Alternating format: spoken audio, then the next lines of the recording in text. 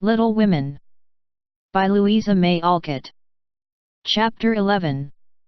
Experiments. The 1st of June. The Kings are off to the seashore tomorrow, and I'm free. 3 months vacation, how I shall enjoy it! Exclaimed Meg, coming home one warm day to find Joe laid upon the sofa in an unusual state of exhaustion, while Beth took off her dusty boots, and Amy made lemonade for the refreshment of the whole party. Aunt March went today, for which, oh, be joyful, said Joe. I was mortally afraid she'd ask me to go with her. If she had, I should have felt as if I ought to do it, but Plumfield is about as gay as a churchyard, you know, and I'd rather be excused. We had a flurry getting the old lady off, and I had a fright every time she spoke to me, for I was in such a hurry to be through that I was uncommonly helpful and sweet, and feared she'd find it impossible to part from me. I quaked till she was fairly in the carriage, and had a final fright, for as it drove off, she popped out her head, saying, "Josephine, won't you?" I didn't hear any more, for I basely turned and fled. I did actually run, and whisked round the corner where I felt safe. Poor old Joe! She came in looking as if bears were after her, said Beth, as she cuddled her sister's feet with a motherly air. Aunt March is a regular samphire, is she not? Observed Amy, tasting her mixture critically. She means vampire, not seaweed, but it doesn't matter. It's too warm to be particular about one's parts of speech, murmured Joe. What shall you do all your vacation? Asked Amy, changing the subject with tact. I shall lie abed late, and do nothing, replied Meg, from the depths of the rocking chair. I've been rooted up early all winter and had to spend my days working for other people, so now I'm going to rest and revel to my heart's content. No, said Joe, that dozy way wouldn't suit me. I've laid in a heap of books, and I'm going to improve my shining hours reading on my perch in the old apple tree, when I'm not having L. Don't say larks, implored Amy, as a return snub for the samphire correction. I'll say nightingales then, with Laurie. That's proper and appropriate, since he's a warbler. Don't let us do any lessons, Beth, for a while, but play all the time and rest, as the girls mean to, proposed Amy. Well, I will, if Mother doesn't mind. I want to learn some new songs, and my children need fitting up for the summer. They are dreadfully out of order and really suffering for clothes. May we, Mother? Asked Meg, turning to Mrs. March, who sat sewing in what they called Marmie's corner.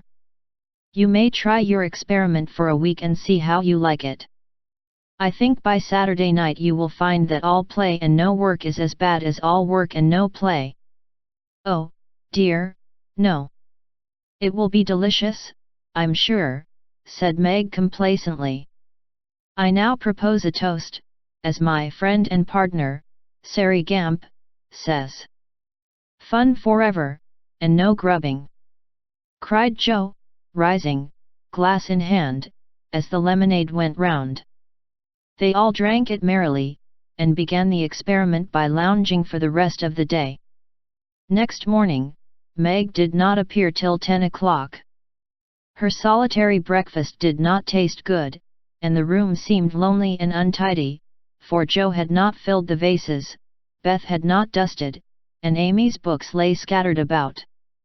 Nothing was neat and pleasant but Marmie's corner, which looked as usual. And there Meg sat, to rest and read, which meant to yawn and imagine what pretty summer dresses she would get with her salary. Joe spent the morning on the river with Laurie and the afternoon reading and crying over the wide, wide world, up in the apple tree.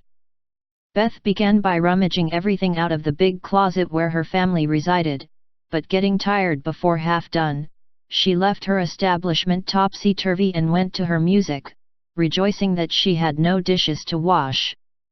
Amy arranged her bower, put on her best white frock, smoothed her curls, and sat down to draw under the honeysuckle, hoping someone would see and inquire who the young artist was.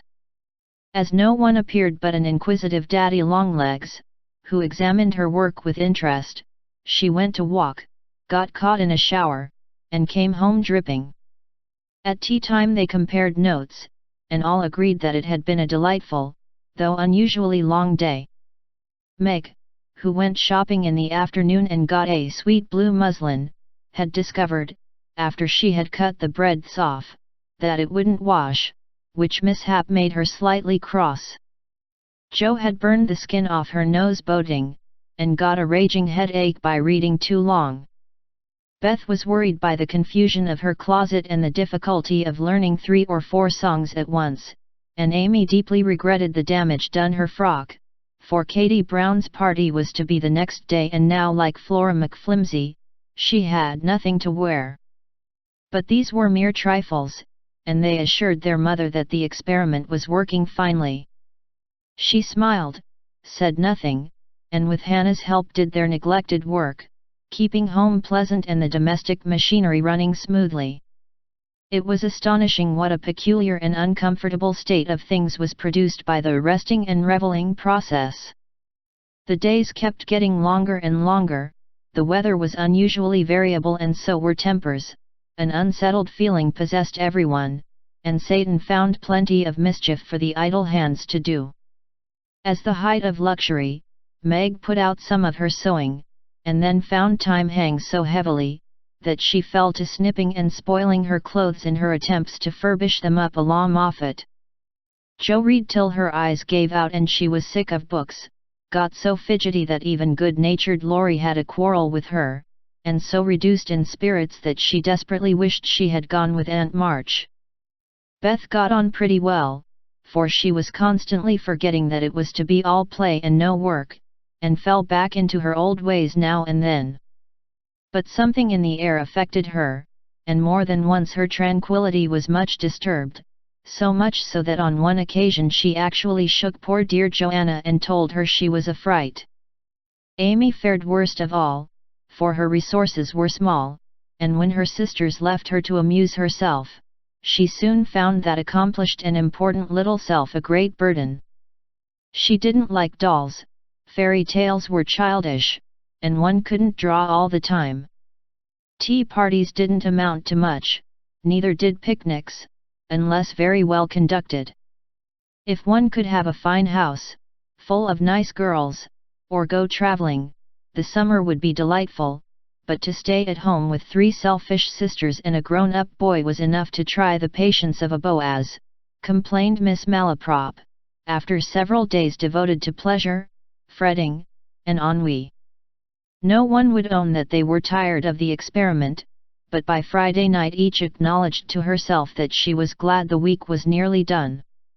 Hoping to impress the lesson more deeply, Mrs. March, who had a good deal of humor, resolved to finish off the trial in an appropriate manner, so she gave Hannah a holiday and let the girls enjoy the full effect of the play system. When they got up on Saturday morning, there was no fire in the kitchen, no breakfast in the dining room, and no mother anywhere to be seen. "Mercy on us! What has happened?" cried Jo, staring about her in dismay. Meg ran upstairs and soon came back again, looking relieved but rather bewildered, and a little ashamed. "Mother isn't sick, only very tired, and she says she is going to stay quietly in her room all day and let us do the best we can. It's a very queer thing for her to do, she doesn't act a bit like herself. But she says it has been a hard week for her, so we mustn't grumble but take care of ourselves. That's easy enough, and I like the idea. I'm aching for something to do, that is, some new amusement, you know," added Jo quickly. In fact, it was an immense relief to them all to have a little work, and they took hold with a will, but soon realized the truth of Hannah's saying, "Housekeeping ain't no joke." There was plenty of food in the larder, and while Beth and Amy set the table, Meg and Jo got breakfast, wondering as they did why servants ever talked about hard work. "I shall take some up to Mother," though she said we were not to think of her, for she'd take care of herself," said Meg, who presided and felt quite matronly behind the teapot. So a tray was fitted out before anyone began, and taken up with the cook's compliments. The boiled tea was very bitter, the omelette scorched, and the biscuits speckled with sale ratus, but Mrs. March received her repast with thanks and laughed heartily over it after Joe was gone. "Poor little souls, they will have a hard time, I'm afraid, but they won't suffer, and it will do them good," she said, producing the more palatable viands with which she had provided herself, and disposing of the bad breakfast, so that their feelings might not be hurt, a motherly little deception for which they were grateful. Many were the complaints below, and great the chagrin of the head cook at her failures. "Never mind, I'll get the dinner and be servant, you be mistress, keep your hands nice, see company, and give orders," said Joe, who knew still less than Meg about culinary affairs. This obliging offer was gladly accepted, and Margaret retired to the parlour, which she hastily put in order by whisking the litter under the sofa and shutting the blinds to save the trouble of dusting. Joe, with perfect faith in her own powers and a friendly desire to make up the quarrel, immediately put a note in the office, inviting Laurie to dinner. "You'd better see what you have got before you think of having company," said Meg, when informed of the hospitable but rash act. "Oh, there's corned beef and plenty of potatoes, and I shall get some asparagus and a lobster, for a relish, as Hannah says. We'll have lettuce and make a salad. I don't know how, but the book tells. I'll have blancmange and strawberries for dessert, and coffee too, if you want to be elegant.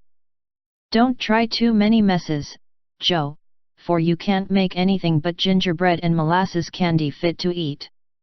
I wash my hands of the dinner party, and since you have asked Laurie on your own responsibility, you may just take care of him. I don't want you to do anything but be civil to him and help to the pudding. You'll give me your advice if I get in a muddle, won't you?" asked Joe, rather hurt. "Yes, but I don't know much, except about bread and a few trifles." "You had better ask Mother's leave before you order anything," returned Meg prudently. "Of course I shall. I'm not a fool." And Joe went off in a huff at the doubts expressed of her powers. "Get what you like, and don't disturb me. I'm going out to dinner and can't worry about things at home," said Mrs. March, when Joe spoke to her. "I never enjoyed housekeeping, and I'm going to take a vacation today, and read, write, go visiting, and amuse myself." The unusual spectacle of her busy mother rocking comfortably and reading early in the morning made Joe feel as if some unnatural phenomenon had occurred, for an eclipse, an earthquake, or a volcanic eruption would hardly have seemed stranger. "Everything is out of sorts, somehow," she said to herself, going downstairs. "There's Beth crying, that's a sure sign that something is wrong in this family. If Amy is bothering, I'll shake her." Feeling very much out of sorts herself, Joe hurried into the parlour to find Beth sobbing over Pip, the canary, who lay dead in the cage with his little claws pathetically extended, as if imploring the food for want of which he had died. "It's all my fault, I forgot him, there isn't a seed or a drop left. Oh, Pip! Oh, Pip! How could I be so cruel to you?" cried Beth, taking the poor thing in her hands and trying to restore him. Joe peeped into his half-open eye, felt his little heart, and finding him stiff and cold, shook her head, and offered her domino box for a coffin.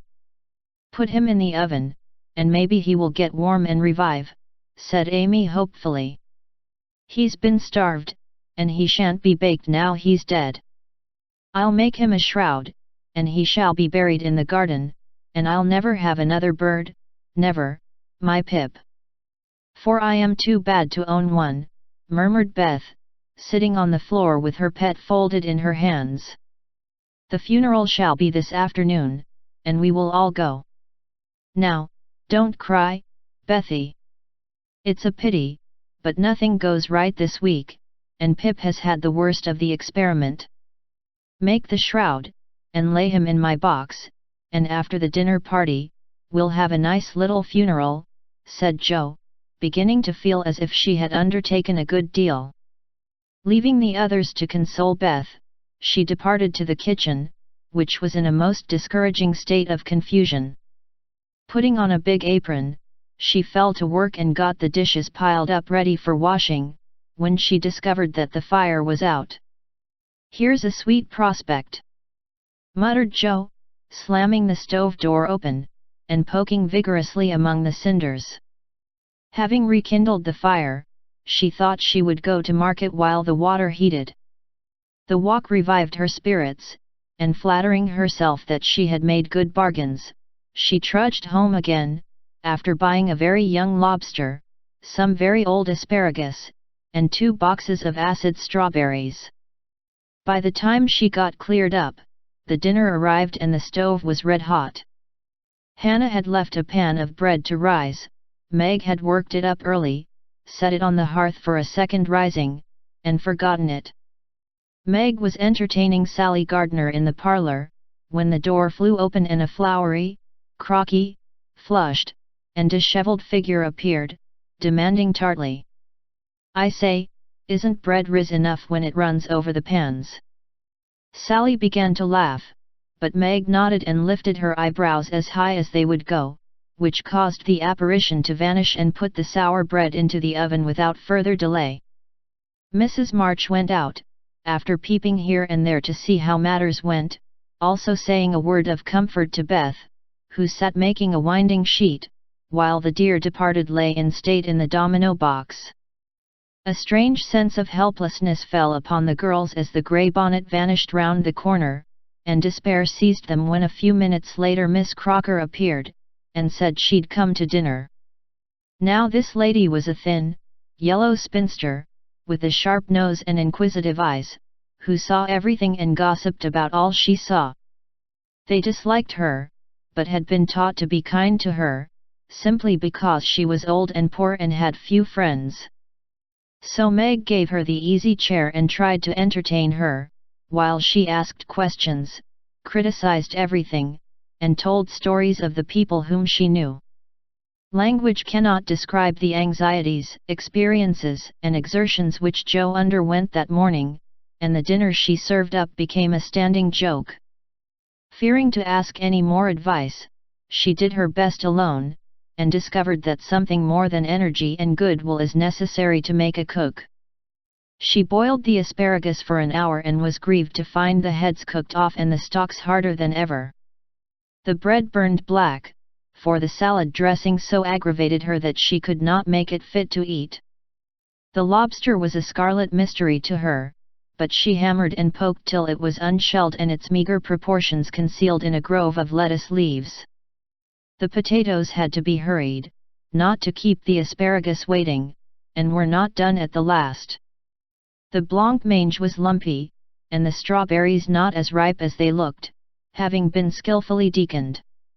Well, they can eat beef and bread and butter, if they are hungry, only it's mortifying to have to spend your whole morning for nothing, thought Jo, as she rang the bell half an hour later than usual, and stood, hot, tired, and dispirited, surveying the feast spread before Laurie, accustomed to all sorts of elegance, and Miss Crocker, whose tattling tongue would report them far and wide. Poor Jo would gladly have gone under the table, as one thing after another was tasted and left, while Amy giggled, Meg looked distressed, Miss Crocker pursed her lips, and Laurie talked and laughed with all his might to give a cheerful tone to the festive scene. Jo's one strong point was the fruit, for she had sugared it well, and had a pitcher of rich cream to eat with it. Her hot cheeks cooled a trifle, and she drew a long breath as the pretty glass plates went round, and everyone looked graciously at the little rosy islands floating in a sea of cream. Miss Crocker tasted first, made a wry face, and drank some water hastily. Jo, who refused, thinking there might not be enough, for they dwindled sadly after the picking over, glanced at Laurie, but he was eating away manfully, though there was a slight pucker about his mouth and he kept his eye fixed on his plate. Amy, who was fond of delicate fare, took a heaping spoonful, choked, hid her face in her napkin, and left the table precipitately. "Oh, what is it?" exclaimed Joe, trembling. "Salt instead of sugar, and the cream is sour," replied Meg with a tragic gesture. Joe uttered a groan and fell back in her chair, remembering that she had given a last hasty powdering to the berries out of one of the 2 boxes on the kitchen table, and had neglected to put the milk in the refrigerator. She turned scarlet and was on the verge of crying, when she met Laurie's eyes, which would look merry in spite of his heroic efforts. The comical side of the affair suddenly struck her, and she laughed till the tears ran down her cheeks. So did everyone else, even Croaker, as the girls called the old lady, and the unfortunate dinner ended gaily, with bread and butter, olives, and fun. "I haven't strength of mind enough to clear up now, so we will sober ourselves with a funeral," said Joe, as they rose, and Miss Croaker made ready to go, being eager to tell the new story at another friend's dinner table. They did sober themselves for Beth's sake. Laurie dug a grave under the ferns in the grove, little Pip was laid in, with many tears by his tender-hearted mistress, and covered with moss, while a wreath of violets and chickweed was hung on the stone which bore his epitaph, composed by Joe while she struggled with the dinner. "Here lies Pip March, who died the 7th of June.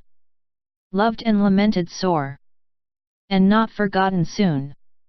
At the conclusion of the ceremonies, Beth retired to her room, overcome with emotion and lobster, but there was no place of repose, for the beds were not made, and she found her grief much assuaged by beating up the pillows and putting things in order. Meg helped Joe clear away the remains of the feast, which took half the afternoon and left them so tired that they agreed to be contented with tea and toast for supper. Laurie took Amy to drive, which was a deed of charity, for the sour cream seemed to have had a bad effect upon her temper. Mrs. March came home to find the 3 older girls hard at work in the middle of the afternoon, and a glance at the closet gave her an idea of the success of one part of the experiment. Before the housewives could rest, several people called, and there was a scramble to get ready to see them. Then tea must be got, errands done, and 1 or 2 necessary bits of sewing neglected until the last minute. As twilight fell, dewy and still, one by one they gathered on the porch where the June roses were budding beautifully, and each groaned or sighed as she sat down, as if tired or troubled. "What a dreadful day this has been," began Joe, usually the first to speak. "It has seemed shorter than usual, but so uncomfortable," said Meg. "Not a bit like home," added Amy. "It can't seem so without Marmee and little Pip," sighed Beth, glancing with full eyes at the empty cage above her head. "Here's Mother, dear, and you shall have another bird tomorrow, if you want it." As she spoke, Mrs. March came and took her place among them, looking as if her holiday had not been much pleasanter than theirs. "Are you satisfied with your experiment, girls, or do you want another week of it?" she asked, as Beth nestled up to her and the rest turned toward her with brightening faces, as flowers turn toward the sun. "I don't!" cried Joe decidedly. "Nor I," echoed the others. "You think then, that it is better to have a few duties and live a little for others, do you?" "Lounging and larking doesn't pay," observed Joe, shaking her head. "I'm tired of it and mean to go to work at something right off. Suppose you learn plain cooking. That's a useful accomplishment, which no woman should be without," said Mrs. March, laughing inaudibly at the recollection of Joe's dinner party, for she had met Miss Croaker and heard her account of it. "Mother, did you go away and let everything be, just to see how we'd get on?" cried Meg, who had had suspicions all day. "Yes, I wanted you to see how the comfort of all depends on each doing her share faithfully. While Hannah and I did your work, you got on pretty well, though I don't think you were very happy or amiable. So I thought, as a little lesson, I would show you what happens when everyone thinks only of herself. Don't you feel that it is pleasanter to help one another, to have daily duties which make leisure sweet when it comes, and to bear and forbear, that home may be comfortable and lovely to us all? We do, mother, we do, cried the girls. Then let me advise you to take up your little burdens again, for though they seem heavy sometimes, they are good for us, and lighten as we learn to carry them. Work is wholesome, and there is plenty for everyone. It keeps us from ennui and mischief, is good for health and spirits, and gives us a sense of power and independence better than money or fashion. We'll work like bees, and love it too, see if we don't, said Joe. I'll learn plain cooking for my holiday task, and the next dinner party I have shall be a success. I'll make the set of shirts for father, instead of letting you do it, Marmee. I can and I will, though I'm not fond of sewing. That will be better than fussing over my own things, which are plenty nice enough as they are, said Meg.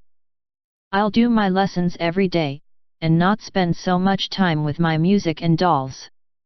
I am a stupid thing, and ought to be studying, not playing, was Beth's resolution, while Amy followed their example by heroically declaring, I shall learn to make buttonholes, and attend to my parts of speech. Very good. Then I am quite satisfied with the experiment, and fancy that we shall not have to repeat it, only don't go to the other extreme and delve like slaves. Have regular hours for work and play, make each day both useful and pleasant, and prove that you understand the worth of time by employing it well.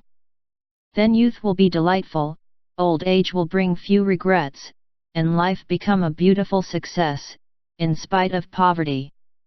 We'll remember, mother. And they did.